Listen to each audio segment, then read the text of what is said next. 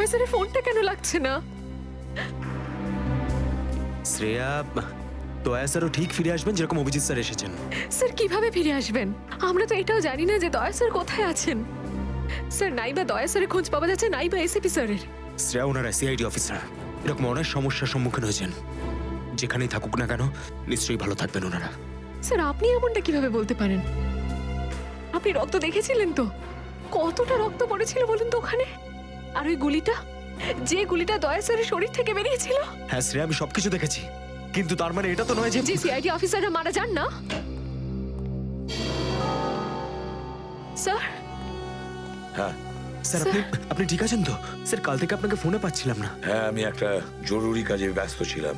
এমন একটা top secret কাজ ছিল, কাউকে বলতে পারিনি, এমনকি তোমাদেরও নয়। স্যার কি? স্যার দয়া স্যারের কোনো খোঁজ পাওয়া যাচ্ছে না। দয়া স্যারের কোনো খোঁজ পাচ্ছ না মানে? স্যার দয়া স্যার নিখোঁজ। কিন্তু গেল কোথায় ও? জানি না স্যার, ওনার ফোনটাও লাগছে না। আর ওনার গায়ে গুলিও লেগেছে। দয়ার গায়ে গুলি লেগেছে? এক মিনিট, এই ব্যাপারটা তোমরা জানলে কি করে? স্যার, সালুকে স্যার বলছিলেন যে দয়া স্যারের বডি থেকে একটা ডক্টর গুলি বের করেছেন আর চুপ করে নিয়ে এসে ওনাকে দিয়েছেন। দয়ার বডি থেকে গুলি বের করে সেটা শালুকে পাঠানো হয়েছে? অভিজিৎ, অভিজিৎ কোথায়? স্যার, অভিজিৎ স্যারও নিখোঁজ ছিলেন, 3 ঘন্টা আগেই ফিরে এসেছেন। আর তার থেকে বড় কথা স্যার, অভিজিৎ স্যারের প্যান্টে দয়া স্যারের রক্ত লেগেছিল। অভিজিৎ নিখোঁজ? 3 ঘন্টা আগে ও ফিরে এসেছিল, আর ওর প্যান্টের ওপর দয়ার রক্ত লেগে আছে? আর ওনার কিছুই মনে নেই স্যার। আর ওর কিছু মনে নেই? সেই একই ব্যাপার, সেই একই ব্যাপার। অভিজিৎ যখনই কোনো মুশকিলে পড়ে ওর স্মৃতিশক্তি লোপ পেয়ে যায়। এসব কি হচ্ছে সিআইডির মধ্যে? আমাদের তিনজন আন্ডার কভার অফিসার মারা গেছে। ওই অফিসারদের ব্যাপারে আমি ছাড়া আর কেউ কিচ্ছু জানতো না, কিন্তু ওদের নাম বাইরে ফ্ল্যাশ হয়ে গেছে। কিভাবে? স্যার এই কথাটা যদি শুধু আপনি জানতেন তাহলে। সেটাই তো বলছি আমি সচিন, সেটাই তো বুঝে উঠতে পারছি না এসব কি করে হলো, কিভাবে হলো। এটার একটাই মানে দাঁড়ায় সচিন, আমাদের মধ্যেই কেউ একজন আছে যে আমাদের সঙ্গে বেইমানি করছে, আমাদের সাথে বেইমানি করছে। একজন বেইমান আছে। আর স্যার একটা কথা আরো, একজন হেয়ার ড্রেসার খুন হয়ে গেছে স্যার। Hair dresser? হ্যাঁ স্যার, শুটিং চলাকালীন ওকে খুন করা হয়েছে। স্যার মনে হচ্ছে এই খুনটা ড্রাগসের কারণে হয়েছে। আর স্যার তদন্ত করতে করতে একটা লোক পর্যন্ত পৌঁছেছি, কিন্তু শেষে ও মারা যায়। আর স্যার ওর পকেট থেকে আমরা এই কাগজটা পেয়েছি। স্যার এটার উপরে কিছু নাম্বার লেখা রয়েছে। 1856372459, 1835672345। আমার মনে হয় সচিন এটা কোনো টেলিফোন বা মোবাইলের নাম্বার নয়, এই নাম্বারটা অন্য কিছু, এই নাম্বারটা অন্য কিছুরই হবে। কিন্তু কি? হ্যাঁ সালুকে। আরে এরা তো সব তোমার সঙ্গেই আছে, তোমার অফিসাররা তো তোমাকে খুঁজে খুঁজে হয়রান হয়ে গেল। আমি কোথায় গিয়েছিলাম ওরা জানে। এবার তুমি বলো, এমন কোন কথা আছে যেটা ফোনে বলতে পারোনি? প্রদ্যুমন, এই কথাটা আমরা দুজন আলাদা বলতে পারি না? কেন? এমন কি কথা আছে যে এদের সামনে তুমি বলতে পারছো না? বলতে পারি, কিন্তু ভয় পাচ্ছি।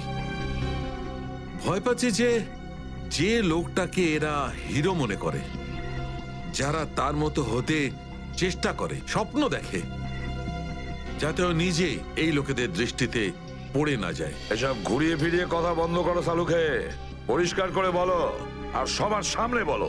ঠিক আছে, পরিষ্কার করে বলছি, আর আমি সবার সামনে বলছি, কিন্তু যেটা আমি বলবো সেটা শুনে কেউ যেন মনে করো না যে আমি কারোর ওপর বদলা নিচ্ছি বা কারোর সঙ্গে শত্রুতা করছি। ক্রাইম স্পটের ব্যালিস্টিক রিপোর্ট এসে গেছে। কি লেখা আছে রিপোর্টে? প্রথম গুলিটা চলে কালুর ওপর, অভিজিতের বন্দুক থেকে। আমাদের আন্ডার কভার কপের উপরে? আগে হ্যাঁ, শুধু তাই নয়, দ্বিতীয় গুলিটা চালানো হয়েছিল ভিকুর ওপর, দয়ার বন্দুক থেকে। না এরকম হতে পারে না। অভিজিৎ স্যার আর দয়া স্যার ভিকু আর কালুকে এইভাবে চেয়ারে বেঁধে রেখে গুলি চালাতে পারে না স্যার। ব্রেনে ব্যালিস্টিক রিপোর্ট কখনো মিথ্যে কথা বলে না। আর সবচেয়ে ইম্পর্টেন্ট রিপোর্ট, সেই রিপোর্ট যার জন্য এদের সবাইকে বাইরে যেতে বলেছিলাম। অভিজিতের ফোন। অভিজিৎ, কোথায় তুমি? এখন এই মুহূর্তে ফরেন্সিক ল্যাবে তুমি চলে এসো। ফরেন্সিক ল্যাবে? কেন স্যার, কি হয়েছে? অভিজিৎ, তুমি কাল্লুকে গুলি চালিয়েছো? কাল্লুকে গুলি আমি? আর স্যার, ওকে আমি কেন গুলি করতে যাব? অভিজিৎ, তুমি এই মুহূর্তে ফরেন্সিক ল্যাবে চলে এসো, and that's an order. Sir, এই কথাটা শুনে আপনি যতটা অবাক হয়েছেন ততটা আমিও অবাক হয়েছি। আর যতক্ষণ আমি এটা না জানছি যে ওই রাতে কি হয়েছিল, আমি আসবো না। তাহলে কি তুমি আমার বিরুদ্ধে যাবে? স্যার, আমি আপনার বিরুদ্ধে যাচ্ছি না স্যার। আমি সেটাই করছি যেটা আপনি আমাদের শিখিয়েছিলেন, সিআইডি ডিউটি স্যার। অভিজিৎ, ও না করে দিল। আপনার অনেস্ট, ব্রিলিয়েন্ট, ইন্টেলিজেন্ট অফিসার আপনার অর্ডার ক্যারি আউট করতে না করে দিল এসিপি সাহেব। আমি জানতাম প্রদ্যুম্ন, এই অভিজিৎ একদিন না একদিন পুরো সিআইডি টিমের জন্য সেই মাছি প্রমাণিত হবে যে সমস্ত পুকুরটাকে নষ্ট করে দেয়। এই অভিজিতের কারণে আমাদের পুরো সিআইডি টিমের বদনাম হয়ে যাচ্ছে। কলঙ্ক একটা। এই অভিজিৎ সিআইডি টিমের একটা বড় বোঝা, একটা কলঙ্ক। অনেক হয়েছে স্যার, বন্ধ করুন এসব। আর কি উল্টোপাল্টা বলবেন ওর নামে? আমি বন্ধ করব? আমি তো বন্ধ করে দেবো সারিকা, কিন্তু এই রিপোর্ট, এইটার কি করবে? এইটা চুপ করে থাকবে না সারিকা, এইটা সত্যি কথা বলবে বস। জানো এই রিপোর্টে কি আছে? কি আছে ওই রিপোর্টে? দয়ার উপর গুলি কে চালিয়েছে, কে মেরেছে সালুকে, কে করেছে গুলিটা? প্রদ্যুম্ন, দয়ার উপর গুলি তোমার honest, brilliant, intelligent officer Abhijit চালিয়েছে। কি? দয়া অভিজিতের গুলির শিকার হয়েছে প্রদ্যুম্ন। অভিজিৎ গুলি চালিয়েছে দয়ার ওপর। অভিজিৎ? অভিজিৎ অভিজিৎ দয়াকে গুলি করেছে?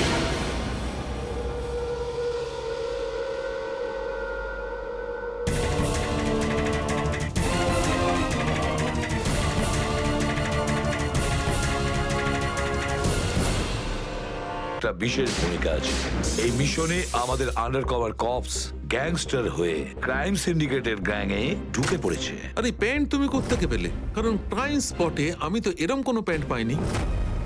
সিআইডি নিরাপরাধ অফিসার্সরা মারা পড়ছে, আর আপনার সাহায্যে আমরা তাদের বাঁচাতে পারি।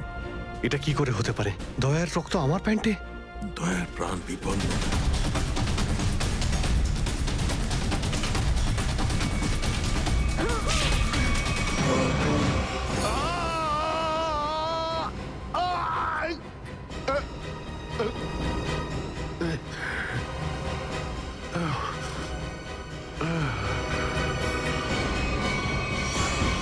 স্যার, শহরে যত টোল প্লাজা রয়েছে সব জায়গায় খোঁজ নিয়েছি, না তো এসিপি স্যারের খোঁজ পেয়েছি আর না তো দয়া স্যারের। এসিপির খবর তো পাওয়া যায়নি, কিন্তু দয়ার খবর পাওয়া গেছে। জানতে পারা গেছে কোথায় ও? আগে কয়েকটা গুন্ডা ওকে উঠিয়ে নিয়ে কোথাও একটা বন্দি করে রেখেছে। ওর অবস্থা ভীষণই খারাপ। ইনি ডক্টর প্রমোদ। নমস্কার। গুন্ডারা জোর করে তুলে নিয়ে গেছিল। অ্যাকচুয়ালি দয়ার পিঠে গুলি লেগেছিল, যেটা গুন্ডারা এনাকে দিয়ে বার করিয়েছে। কি? দয়া স্যারের গুলি লেগেছে? হ্যাঁ। এখন দয়া কেমন আছে? ও বিপদমুক্ত তো? কিছু বলতে পারবো না। আমি তো গুলিটা তো বের করেছি, কিন্তু ওখানকার পরিবেশ যেরকম কোনো রোগীর জন্য একদমই ভালো না। আপনার তো কিছু নিশ্চয়ই মনে আছে ডাক্তারবাবু। কোথায় গুন্ডাদের এই আটাটা? ওরা আমার চোখ দুটো বেঁধে দিয়েছিল, তাই আমি বলতে পারবো না কোথায় আছে। ওখানে গিয়ে তো কাপড় খুলে দিয়েছিল। ওখানে ওদের নিশ্চয়ই দেখেছেন। ওদের মুখটা মনে আছে আপনার? হ্যাঁ, দেখলে চিনতে পারবো। Very good. পঙ্কজ, স্কেচ আর্টিস্টকে ডাকো এক্ষুনি।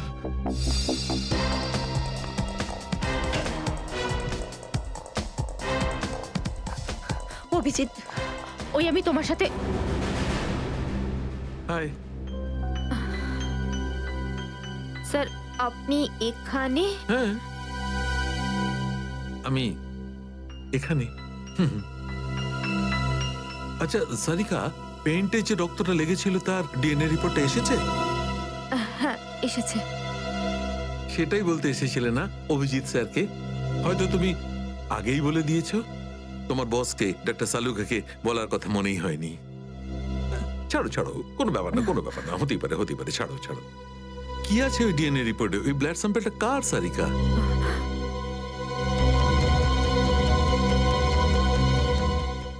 দয়া স্যারের। দয়ার? দয়ার?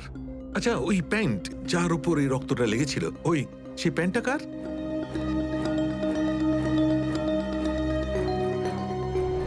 এটা কি করে হতে পারে? দয়ার রক্ত আমার প্যান্টে? অভিজিতের। এত দূর যখন চলেই এসেছো, তোমাকে কি এমনি এমনি চলে যেতে দেবো আমি? বারে বাহ, দেখেই বলে গঙ্গা জলে গঙ্গা পুজো করা। কেতন, খুব জল তেষ্টা পেয়েছে, ডাবের জল খাই না, চলো না। দাঁড়া আসছি। কেতন, আরে না না না, কেন? ছাড়ো। চলো না প্লিজ। কেতন, কেতন। বাকি শপিং না অন্য কোনো দিন করো, চলো বাড়ি যাই। না না, আমি এখনই শপিং করবো, অন্যদিন কেন? আরে বোঝার চেষ্টা করো না, আমার শরীর খারাপ, প্লিজ প্লিজ না, বোঝার না, চেষ্টা এক্ষুনি। করো, আমি বলছি প্লিজ না, এক্ষুনি। কথা শোনো আমার। কেতন, কি আপনি? কোথায় ছিলে তুমি কেতন? কে এটা? আমি কি করে জানবো? আমি চিনি না এনাকে। তুমি আমাকে চেনো না? নিজের সিমিকে চিনতে পারছো না কেতন? দেখুন দিদি, আপনি কিছু একটা ভুল করছেন। উনি কেতন নয়, উনি আমার স্বামী জয়। আমি আমার স্বামীকে চিনতে একটুও ভুল করিনি। এ আমার কেতনই। হয়তো আপনার স্বামীকেও ঠিক আমার মতনই দেখতে। আমার নাম তো জয়, জয় ধনকিশোর। এই দেখুন আমার ড্রাইভিং লাইসেন্স। তোমরা পুলিশরা এই ডুপ্লিকেট ড্রাইভিং লাইসেন্স ইজিলি বানাতে পারো, আমি সব জানি। কিন্তু তুমি এরকম কেন করছো? পুলিশ? দিদি, উনি পুলিশে চাকরি করেন না, উনি তো একজন মার্কেটিং ম্যানেজার। ইনি মার্কেটিং ম্যানেজার নন, আমার স্বামী একজন পুলিশ অফিসার। 6 বছর আগে একটা ডিউটির জন্য গেছিল, আর আজ অবধি ফেরত আসেনি। 6 বছর আগে? হ্যাঁ। আপনাদের বিয়ে কবে হয়েছে? 5 বছর আগে। তুমি আমার উপর সন্দেহ করছো, তাও আবার একজন অপরিচিত মহিলার কথায়। চলো। কেতন, কেতন দাঁড়াও, কেতন।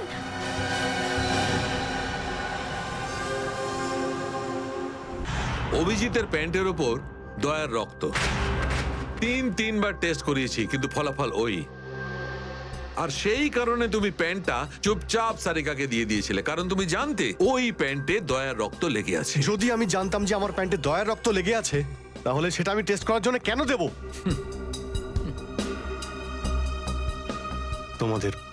তোমাদের এটা মনে হচ্ছে না তো যে দয়ার এই অবস্থার জন্য আমি দায়ী? আচ্ছা ঠিক আছে, মেনে নিলাম।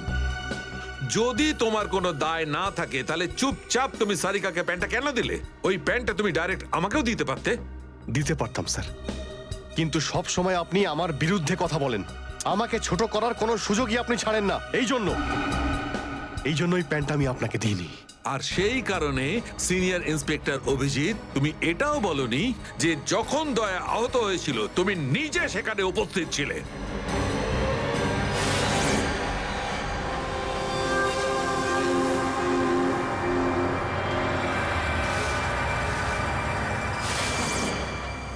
বলে দিতাম, যদি আমার মনে থাকতো। আমার এখনো কিছু মনে নেই যে ওই রাতে কি হয়েছিল। আপনার মনেই নেই যে ওই রাতে কি হয়েছিল? ডক্টর সালুকে, আমরা অভিজিৎ স্যার আর দয়া স্যারের বন্ধুত্বের উদাহরণ দিই, আর আপনি ওনাদের উপরে এরকম অপবাদ দিচ্ছেন? হ্যাঁ স্যার, অভিজিৎ স্যার নিজের জীবন দিয়ে দেবেন, কিন্তু দয়া স্যারের ওপর একটা আঁচল লাগতে দেবেন না। ও আচ্ছা, চলো ঠিক আছে, মেনে নিচ্ছি। আমি আমার সমস্ত কথা ফিরিয়ে নিচ্ছি। I am sorry. আমি মেনে নিচ্ছি যে দয়া আজকে যে অবস্থায় আছে তার দায় অভিজিতের নয়, কিন্তু এই কথাটা আমি কিছুতেই মানবো না যে দয়া যখন আহত হয়েছিল তখন অভিজিৎ ওখানে ছিল আর ওর কিছুই মনে নেই। কিছু একটা ঘটনা অভিজিতের মাথায় নিশ্চয়ই ঢুকে গেছে, কিছু তো আছে। ইটস ইম্পসিবল, কিচ্ছু মনে নেই। ডক্টর সালুকে, আপনি আমার কাটা ঘায়ে আর নুন ছেটাবেন না। আপনি খুব ভালো মতোই জানেন যে আমার স্মৃতিশক্তি। জানি অভিজিৎ, আমাকে মনে করিয়ে দেওয়ার চেষ্টা করো না। আমি ভালো করে জানি অভিজিৎ, যখন যখন সিনিয়র ইন্সপেক্টর অভিজিৎ কোনো প্রবলেমের মধ্যে পড়ে তখন ওর কাছে একটা মস্ত বড় হাতিয়ার আছে, ওর স্মৃতি শক্তি। প্লিজ সালুকে স্যার, আপনি অভিজিতের integrity hold on, hold on doctor Sarika. ইন্টিগ্রিটির পার্ট তুমি আমাকে পড়াতে এসো না। তুমি সিআইডির সবচেয়ে বড় নিয়ম ভেঙেছো, আমাদের কাছ থেকে এইরকম একটা বড় প্রমাণ লুকানোর। আন্ডারস্ট্যান্ড? ইন্টিগ্রিটি। স্যার, ওই দিন রাতের এমন কোনো কথা যেটা আপনার মনে আছে? যাই হোক,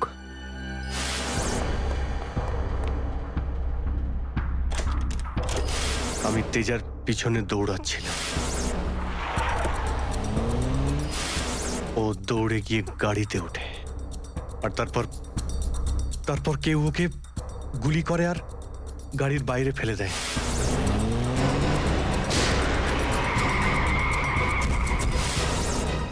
যখন আমি দৌড়ে গিয়ে তেজার লাশের কাছে যাই তখন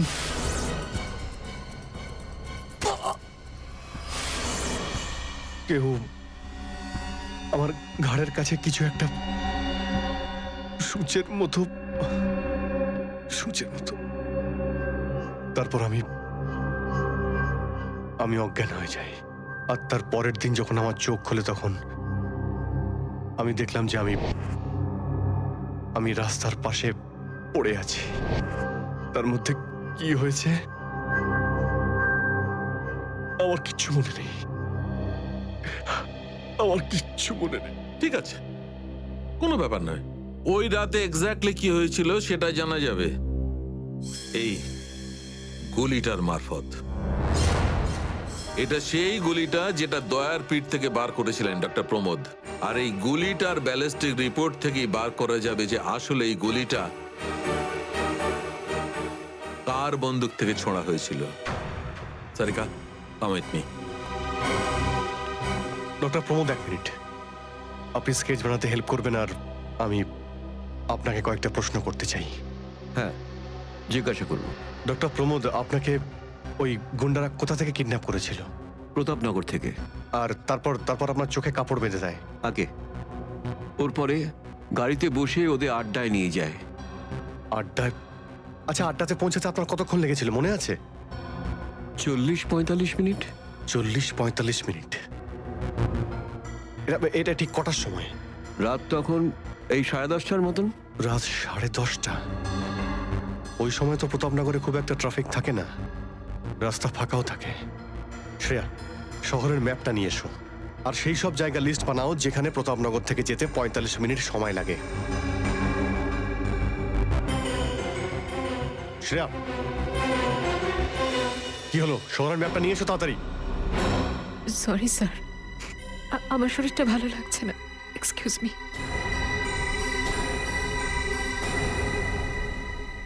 I can't believe this Maya, তুমি নিজের স্বামীর কথা বিশ্বাস করছো না, একজন অপরিচিত মহিলার কথা বিশ্বাস করছো তুমি। একটা মেয়ে অন্য একটা মেয়ের চোখের দিকে তাকালেই বুঝতে পারে যে সে সত্যি বলছে না মিথ্যে। আর ওর চোখে সত্যিটা ছিল, ওর চোখে জল মিথ্যে বলছিল না। মায়া, মায়া, তুমি ওর কথায় বিশ্বাস করছো চোখের জল দেখে, আর তুমি আমাকে সন্দেহ করছো। সত্যিটা বলো, বলো সত্যি করে যে কতগুলো বউ আছে তোমার, বলো আমাকে জয়। আরে আমি তো একটা সামলাতে পারছি না, আবার অন্য কোথায় আনবো? সে তো তোমার কপাল ভালো যে মার্কেটে আজ তোমার সত্যিটা জানতে পারলাম, না হলে সারা জীবন আমি এটাই ভেবে যেতাম যে তুমি আমাকে ভালোবাসো। হ্যাঁ মায়া, এটা সত্যি যে আমি শুধুমাত্র তোমাকেই ভালোবাসি। মায়া, তাহলে বলছো না কেন নিজের ব্যাপারে সত্যিটা? নিজের অতীতের ব্যাপারে কেন বলো না আমাকে কিছু? মায়া, তুমি তো সব জানো আমার সম্পর্কে, যে আমার কেউ নেই কোনোদিন, আর তুমি ছাড়া আমার কে আছে বলো? আর তোমার কাজ? তুমি পুলিশে আছো নাকি মার্কেটিং ম্যানেজার? মার্কেটিং? মায়া, সব মিথ্যে। আমি তোমার অফিসে যেতে চাই। আমি কিছু জানি না, আমি তোমার অফিসে যেতে চাই। ঠিক আছে, অফিস যেতে চাও? আমি সামনের সপ্তাহে তোমাকে আমার অফিসে নিয়ে যাব। খুশি? কেন? পরের সপ্তাহে কেন? হ্যাঁ, কালকে কেন নয়? হ্যাঁ, বরং আমি তো বলবো যে কাল নয়, আজই যেতে চাই আমি তোমার মায়া, অফিসে। মায়া, মায়া, সন্দেহের একটা লিমিট থাকে মায়া।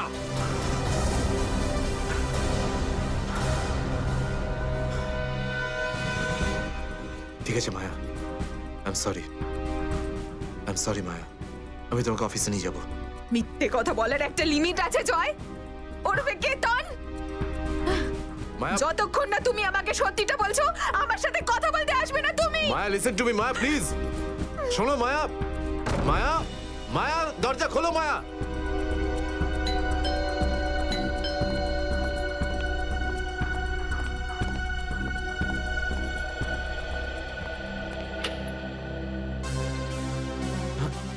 আপনি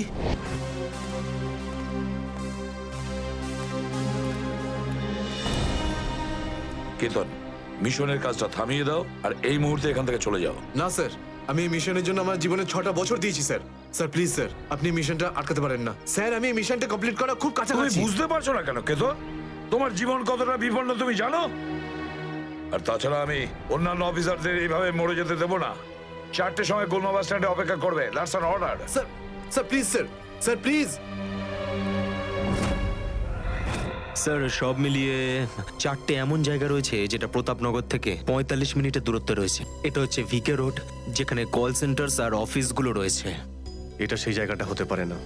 আর এই পশ্চিমে শ্যামনগর স্যার, এখানে বেশিরভাগ সব ফ্ল্যাট স্যার। ডক্টর প্রমোদ, আপনার ঠিক মনে আছে যেখানে আপনাকে নিয়ে গেছিল সেই জায়গাটা বাংলো বা ফ্ল্যাট ছিল না? হ্যাঁ, পুরনো কোনো এলাকায়। এখন তাহলে বাকি রইল সাউথ আর ইস্ট। এই সাউথের দিকে চিত্রকূটনগর আর ইস্টে বিদ্যাধরনগর। চিত্রকূটনগরে তো অনেক দোকান রয়েছে, আর বিদ্যাধরনগর এখানে তো অনেক স্টুডিও রয়েছে। ফিল্মের শুটিং হয় এখানে। আরে শ্রেয়া, আচ্ছা এখন তোমার শরীর কেমন আছে?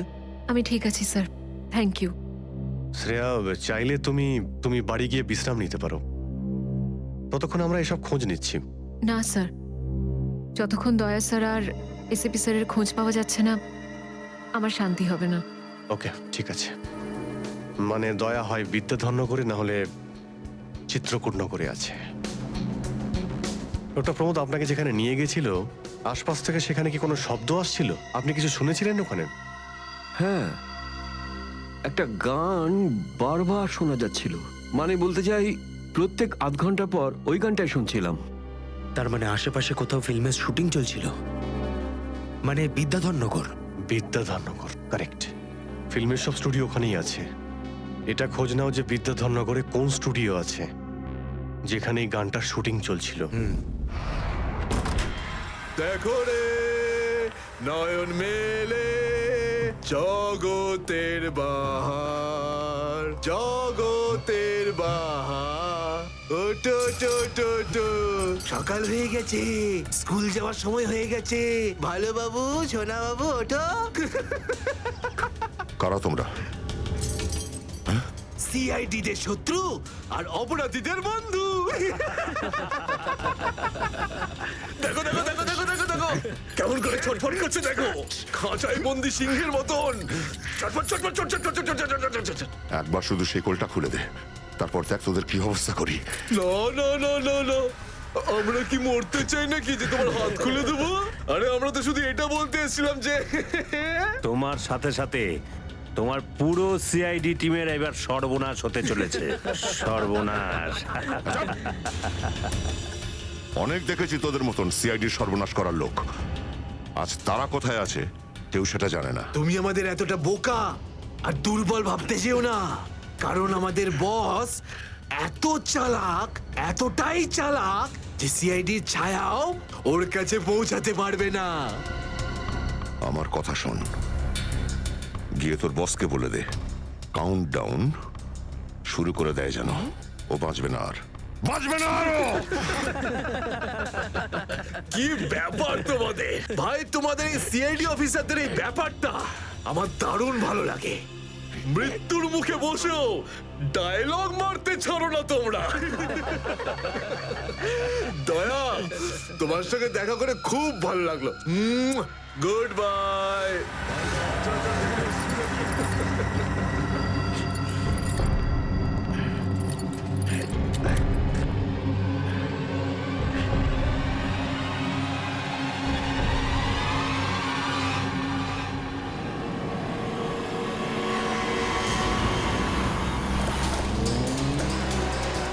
সেদিন দেখা হয়েছিল গানটার শুটিং এই স্টুডিওতেই চলছিল, তাই তো? হ্যাঁ স্যার, এটাই সেটা, বিরাট স্টুডিও। দয়াকে এখানেই হয়তো কোথাও রেখেছে।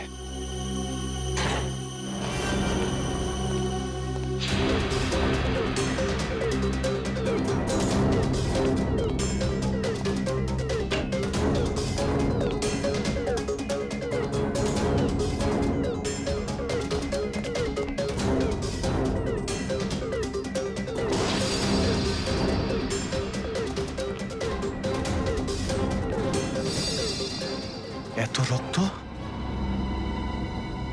তার মানে স্যার দয়া স্যার এখানেই ছিলেন? এই শিকল দিয়ে বেঁধে রেখেছিল আমার বন্ধু দয়াকে। একবার যদি আমি এদের পাই না। স্যার, এই চায়ের কাপটা পেলাম। চা এখনো গরম রয়েছে। চা গরম আছে, তার মানে হলো ওরা এখান থেকে বেশি দূর যায়নি।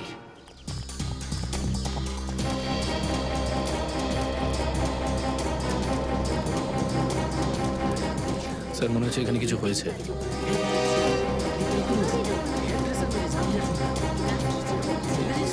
সরে যান, সরে যান প্লিজ, সরে যান, সাইড দিন। আমরা সিআইডি থেকে এসেছি। স্যার দেখুন না, কেউ ঋতুকে খুন করে ফেলেছে। কি করে হলো এইসব? বলতে পারবো না স্যার, আমরা সবাই শুটিং এ ব্যস্ত ছিলাম তো তো হঠাৎ গুলি চালাবার আওয়াজ পেলাম, আর এখানে এসে দেখলাম এই মরে আছে। কতক্ষণ আগে চলেছিল গুলি? স্যার এই ধরুন আধ ঘন্টা আগে। স্যার আমরা লোকাল পুলিশকেও ইনফর্ম করে দিয়েছি স্যার। ঠিক আছে, আপনারা একটু এখান থেকে পিছিয়ে যান একটু।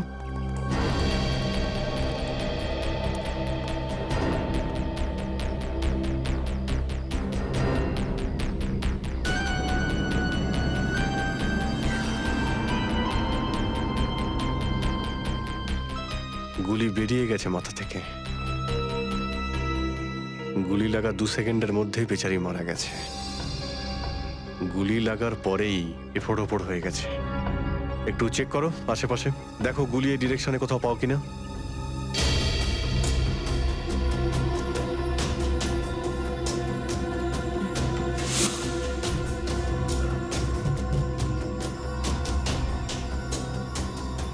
এই বিচারি এইভাবে এখানে বসেছিল, পিছন থেকে কেউ গুলি করলো আর এইভাবে উল্টে পড়ে যায়। আর এই আঘাত, এটা আবার কি ব্যাপার?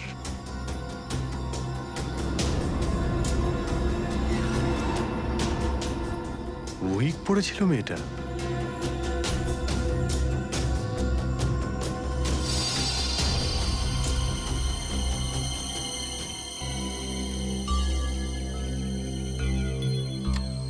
স্যার, হ্যাঁ পুরবি, গুলি পেয়ে গেছি। রাইফেলের গুলি মনে হচ্ছে। রেখে দাও এটাকে। আচ্ছা, কি উইক পড়তো? একদমই না স্যার, ও আসলে আমার হেয়ার ড্রেসার ছিল, আর আমার উইগস আর সবকিছু ওই রাখতো। যে উইগটা ও পরেছে না, সেটা আমার নেক্সট সিনের জন্য লাগতো।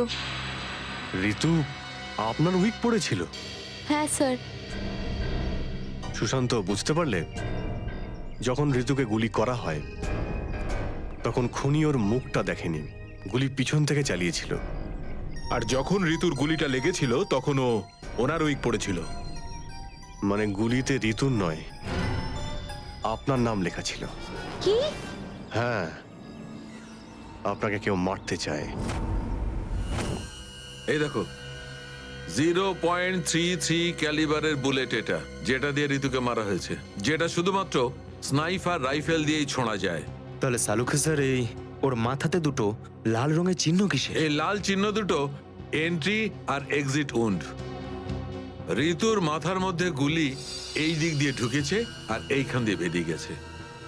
এই এক্সিট বোন এন্ট্রি বোন থেকে প্রায় 1/2 ইঞ্চি নিচে, মানে গুলি উপর থেকে নিচে চালানো হয়েছিল। আগে হ্যাঁ, গুলিটা ঋতুর মাথায় এইখান দিয়ে ঢুকেছিল আর এইখান দিয়ে বেরিয়ে এসে সোজা ভ্যানিটি ভ্যানের ফুটবোর্ডে এসে আটকে গেছে। আর আমাদের ক্যালকুলেশনের হিসেবে গুলিটা চালানো হয়েছে এদিক থেকে, এইভাবে। গুলিটা প্রায় 2-3 তলার ওপর থেকে ছোঁড়া হয়েছে। অনেক কিছু জানতে পেরে গেছেন স্যার আপনি। হ্যাঁ, ঋতুর কেসে তো আমি অনেকটাই জানতে পেরে গেছি। যদি আমি এইটা জানতে পারতাম যে দয়া আর আমার অন্যান্য অফিসারদের মধ্যে কি হয়েছিল, কিন্তু আফসোস, যে লোকটি এই কথাটা বলতে পারতো সে বলতেই চাইছে না। আপনি কি বলতে চাইছেন যে আমি কি বলছি না? মনে থাকলে তো বলবো। আপনি সবসময় আমার বিরুদ্ধে বাজে অভিযোগ করেন।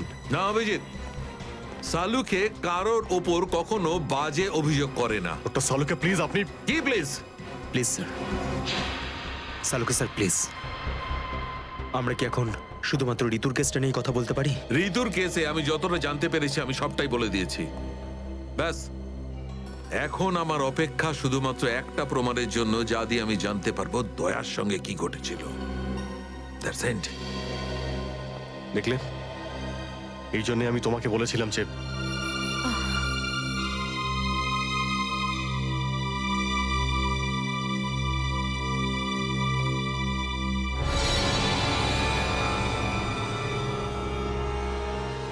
Sharp shooter. স্যার আমি বলছি না, শেষ এক সপ্তাহ এখানে কোনো শুটিং হয়নি, তাই এখানে কারো আসার প্রশ্নই ওঠে না। মানে গত এক সপ্তাহ ধরে তুমি ছাড়া এই স্টুডিওতে আর কেউ আসেনি? আগে না স্যার। তার মানে গুলি তুমি চালিয়েছো? আমি গুলি কি করে চালাবো? আমার তো দীপাবলির বাজিতেও ভয় লাগে। তাহলে ভালো করে ভেবে উত্তর দাও। কেউ না কেউ তো গিয়েছিল সেকেন্ড ফ্লোরে। হ্যাঁ স্যার, একজন প্লাম্বার এসেছিল ওই পাইপ ঠিক করতে। সেকেন্ড ফ্লোরে? হ্যাঁ স্যার। নিয়ে চলো সেখানে, চলো।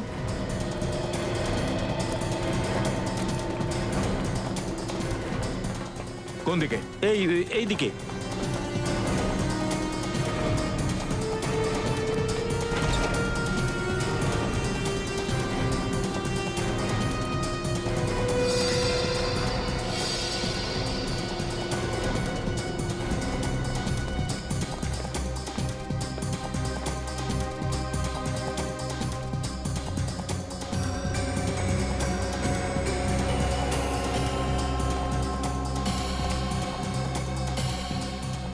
এখান থেকে ঋতু ওখানে ছিল আর শার্প শুটার গুলি সম্ভবত এখান থেকেই চালিয়েছে।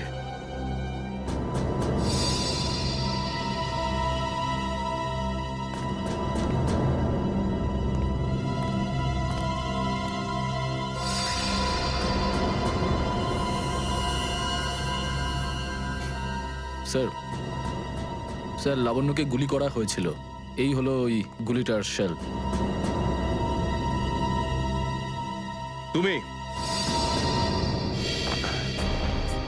স্যার, স্যার এতে আমার কোনো দোষ নেই স্যার। স্যার প্লিজ আমার বিরুদ্ধে কোনো কমপ্লেন করবেন না, আমার চাকরি চলে যাবে, প্লিজ প্লিজ। ভয় পেও না। আচ্ছা আমাকে এটা বলো, ওই প্লাম্বারের মুখটা দেখেছিলে তুমি? স্কেচ বানাতে পারবে? স্যার আসলে কি বলুন তো, আমি না চশমা ছাড়া কিছু দেখতে পাই না। আর ও যখন এসেছিল তখন আমার চশমা কোথাও হারিয়ে গিয়েছিল, আর আমি চশমাটাই খুঁজছিলাম। এই লাবণ্যর কোনো না কোনো শত্রু তো নিশ্চয়ই আছে, নইলে কেউ ওকে মারার চেষ্টা কেন করবে? এই লাবণ্য ঠিকুজি বের করেছি স্যার, ওর কারোর সাথে কোনো শত্রুতা ছিল না। হ্যাঁ স্যার, ফ্লপ হচ্ছিল ওর সব ফিল্ম। তাহলে এরকমও হতে পারে না যে অন্য কোনো অভিনেত্রী হিংসা বা ঈর্ষার কারণে ওকে মারার চেষ্টা করে থাকবে। লাবণ্য খুব বড় লোক নয় যে টাকা পয়সার জন্য ওর উপরে কেউ হামলা করবে। স্যার হতে পারে সত্যি এই গুলিটা ঋতুর উপরে চালানো হয়েছে, লাবণ্যের উপর নয়। আচ্ছা তোমরা কি ঋতুর ব্যাপারে ইনফরমেশন বের করেছো? হ্যাঁ স্যার, ঋতুরও কারোর সাথে কোনো শত্রুতা ছিল না। এমন কোনো না কোনো ব্যাপার আছে যা আমরা ঠিকমতো দেখতে পাচ্ছি না। এই লাবণ্যের যে আর্টিকেলগুলো আমরা পেয়েছি এর মধ্যে কোনো না কোনো ব্যাপার নিশ্চয়ই আমরা পাবো যার সঙ্গে কেসের কোনো না কোনো সম্পর্ক আছে। স্যার, স্যার এটা 3 দিন পুরনো পেপার। এতে নিউজ আছে যে লাবণ্য জিনিসপত্র চুরি হয়েছিল ব্লু ইভ রিসর্ট থেকে। লাবণ্যের জিনিসপত্র চুরি হয়েছিল ব্লু ইভ রিসর্ট থেকে?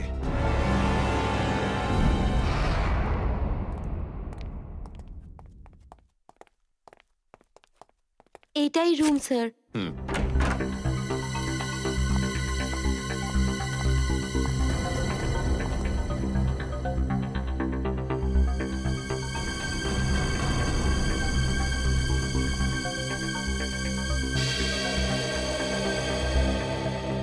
এই ঘর থেকেই আপনার জিনিসপত্র চুরি হয়েছিল? একদমই তাই স্যার, কিন্তু খুব একটা দরকারি জিনিস ছিল না, এই এমনি 1,500-2,000 টাকা আর নকল জুয়েলারি। আর পুলিশ কোনো সূত্র পায়নি এখান থেকে? না স্যার। কিন্তু চোর এখানে আসলো কি করে? জানলা দিয়ে, এসির জায়গা দিয়ে নাকি? স্যার দরজা থেকে এসেছিল। পুলিশের কথা অনুযায়ী ও চাবির ব্যবহার করেছিল ঘরটা খুলতে। আর এই ঘরের চাবিটা কার কার কাছে ছিল? একটা আমার কাছে আর একটা এদের কাছে। ও মানে হোটেলের কোনো ভেতরের লোকের কাজও হতে পারে। ম্যাডাম আপনি এসব কি বলছেন? 15 বছর পুরনো আমাদের হোটেল, আমরা খুব সৎভাবে কাজ করে এখানে গুডউইল বানিয়েছি, আর আমাদের হোটেলের কোনো লোক এটা করতে পারে না। হয় এই কাজটা কোনো হোটেলের ভেতরের লোকই করেছে, অথবা কোনো বাইরের লোক এই চাবি চুরি করে চাবির ডুপ্লিকেট বানিয়ে নিয়েছে। আর এই দুটো সিচুয়েশনেই তোমাদের হোটেল দায়ী, বুঝলে কিছু? ছেড়ে দিন না স্যার, এই ছোটখাটো চুরির জন্য কেন ওদের ডিস্টার্ব করছেন? লাবণ্য দেবী, এই জিজ্ঞাসাবাদ আমরা আপনার জিনিসপত্রের জন্য করছি না, বরং এটা তাকে ধরার জন্য করছি যে আপনাকে মারতে চাইছে। কারণ আমাদের মনে হয় যে এই চুরির সম্পর্কের সাথে আপনার উপর প্রাণঘাতী হামলার সাথে থেকে থাকতে পারে। সেই কারণে একটু ঠিক করে মনে করে বলুন, আর কোনো বিশেষ জিনিস বা কোনো দামি জিনিস যেটা চুরি হয়েছে? হ্যাঁ, আমার তো না, কিন্তু আমার হেয়ার ড্রেসার ঋতুর জিনিস চুরি হয়েছিল। আর তারপর ওর হঠাৎ করে মুড অফ হয়ে গেছিল আর ও খুব কাঁদছিল। এমন কি জিনিস চুরি হয়েছিল ওর? একটা অদ্ভুত শোপিস ছিল। শোপিস? হ্যাঁ, আমিও অবাক হয়েছিলাম ভেবে যে একটা শোপিসের জন্য এত ভেঙে পড়ার কি আছে। আর আমি ওকে বলেও ছিলাম যে আমি ওকে একটা নতুন শোপিস এনে দেবো, কিন্তু হয়তো ওই শোপিসটা ওর জন্য খুব দামি ছিল। খুব দামি শোপিস ছিল? না না, ওই ট্রিপোলিয়াম বাজারে যে চাইনিজ শোপিসের দোকানগুলো আছে না, সেখান থেকে নিয়েছিল। ওই হবে 700-800 টাকার মতো। ত্রিপোলিয়া বাজারে চাইনিজ জিনিসপত্রের দোকান?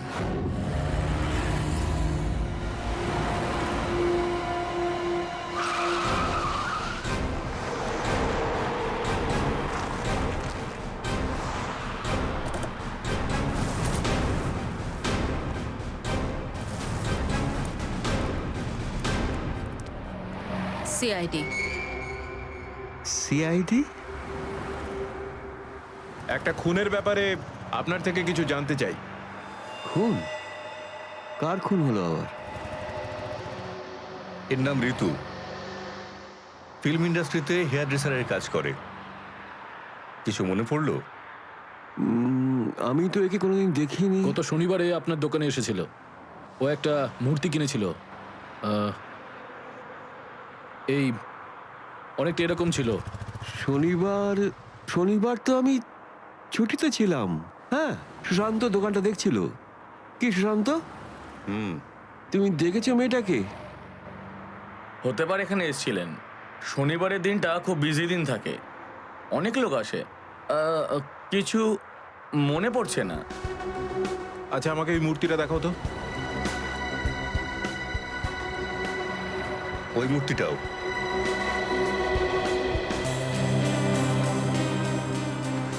এরকম আর কটা পিস আছে আপনার দোকানে? এই 15-20টা হবে। কি সুশান্ত? হ্যাঁ।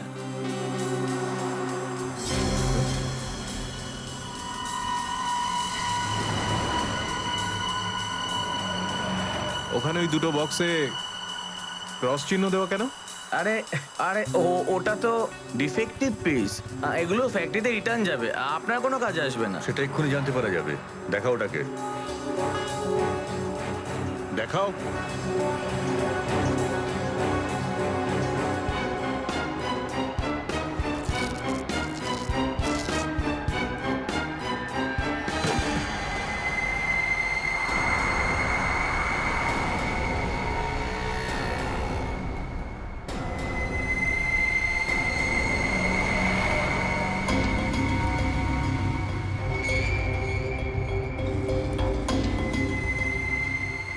তো এসব ড্রাগসের ব্যাপার।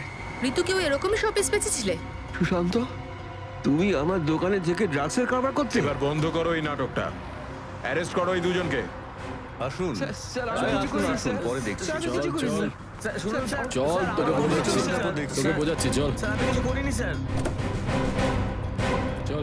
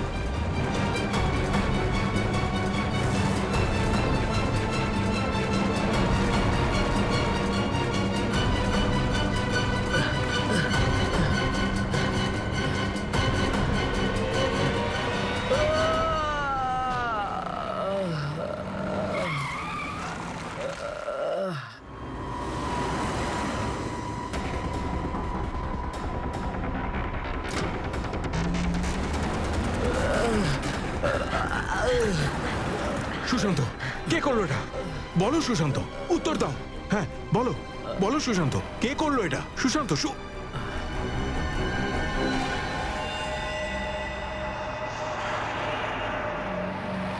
হি ইজ ডেড। স্যার এটুকু তো নিশ্চিত ঋতুর মৃত্যুর সম্পর্ক এই ড্রাগ স্মাগলিং এর সঙ্গে রয়েছে। হ্যাঁ পুরবি, কিন্তু এই ড্রাগসের র্যাকেটের পিছনে কারা আছে?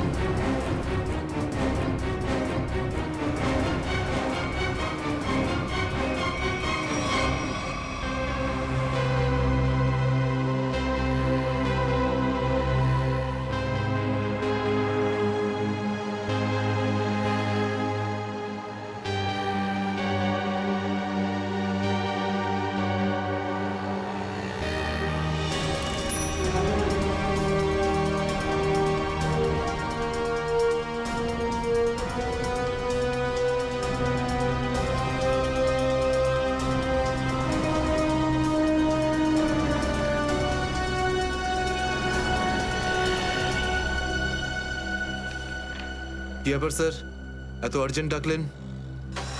জয়, তোমার জীবনে ঝুঁকি আছে। তোমাদের মতন অফিসারদের ব্যাপারে ওরা জেনে গেছে, আর ওরা একের পর এক মেরে ফেলছে। এটা কি করে হতে পারে স্যার? আমাদের ব্যাপারে কে কাকে কি বলবে? সেটাই তো বুঝে উঠতে পারছি না, সেটারই তো খোঁজ নিতে হবে। তুমি একটা কাজ করো, এটার মধ্যে ভোপাল যাওয়ার টিকিট আর 10,000 টাকা রয়েছে। তাড়াতাড়ি এখান থেকে চলে যাও, যাও তাড়াতাড়ি বেরিয়ে পড়ো। জয়, জয় কি হয়েছে? জয়, জয়,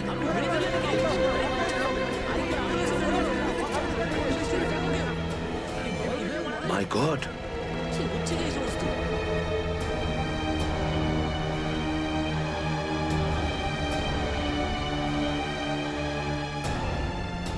আরো একজন আন্ডার কভার কপ মারা গেল, আরো একজন সিআইডি অফিসার মারা গেল, কিন্তু আমি ওকে বাঁচাতে